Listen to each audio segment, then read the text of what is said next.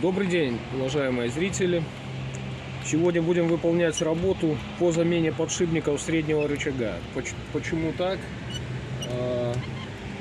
Появился какой-то нехороший такой стук или треск при поворотах влево-вправо. Но это не шрус. Шрус у нас и так хрустит, это понятно.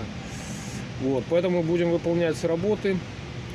Как всегда, начинаем с того, что снимаем колесо переднее. Для этого поддомкрачиваем автомобиль, соответственно, откручиваем наши гайки.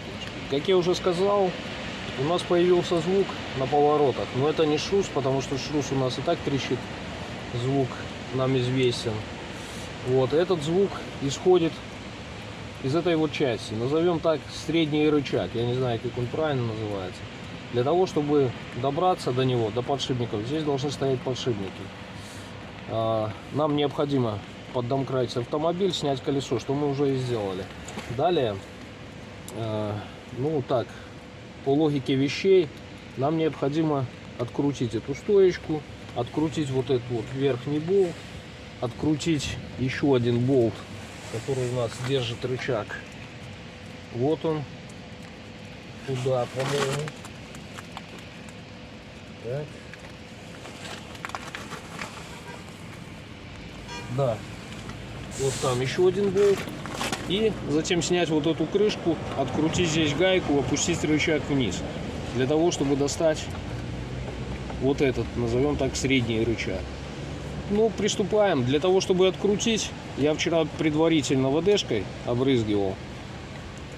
Сегодня еще раз обрызгаем ВДшкой. Немножко подождем и начнем откручивать. Итак, думаю, друзья, мы не ошиблись. Как видите, подшипник наш посыпался. Вот запчасти от него. Вот самое. Сейчас нам нужно этот рычаг каким-то образом сбить. Вот, потому как он здесь на рычаге, когда закреплен был, вниз не пошел. Ну, будем пытаться подбивать немного. Походу там уже ни смазки, наверное, ничего не было. И подшипник просто уже подклинил. Пытаемся снять. Итак, что видим на данном этапе? Этот рассыпался, он потрещал весь, а этого вообще нету, высыпался. И вот, к сожалению, здесь вот еще и обойма у нас осталась. Сейчас не знаю, как ее здесь сбить. Будем смотреть, что можно сделать. Итак, что у нас получилось? Как видим, подшипники рассыпались, как я уже показывал, большой полностью, даже шариков не было. Заржавело так, что еле-еле выдубили оттуда. Главное, что там нигде не подхватить ни за что. Ну вот, все, что у нас, как говорится, было там внутри. Ну что, сейчас приступаем немножко зачистить здесь, смазать гнезда посадочные. Вот, это и это. И все, и приступаем к сборке. Для замены в этот рычаг подшипников я заказал комплект. Вот как она, Blueprint фирма, она занимается комплектацией.